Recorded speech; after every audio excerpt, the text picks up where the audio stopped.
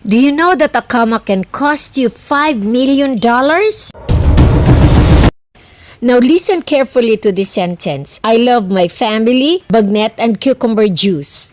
Wait, there's something wrong with that sentence. I love my family, bagnet and cucumber juice. That sentence tells us that the members of my family are bagnet and cucumber juice. Oh no, that's not true.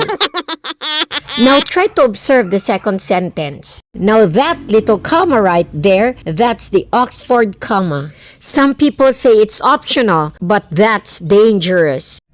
Yes, seriously.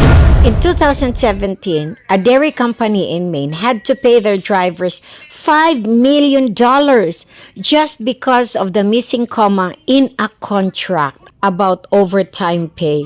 And that missing comma changed the entire law. So, to avoid confusion, to save money, and to prove to you that bagnet and cucumber juice are not members of my family, here's how to use the Oxford comma. When you have a list of 3 or more things, put comma before the word and or.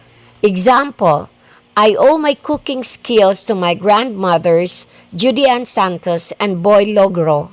Without the comma, it seems that Judy Ann Santos and Boy Logro are my grandparents. Oh, that's awesome. Example number 2. We gave canned tuna to our neighbors, the mailman, and the garbage collector.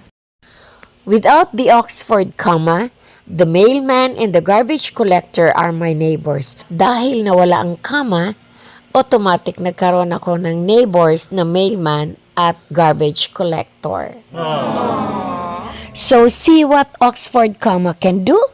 It can make you a billionaire or it can make you poor. It can change your future. Yay! Don't forget, keep your list clear, make your meaning sharp. Use comma.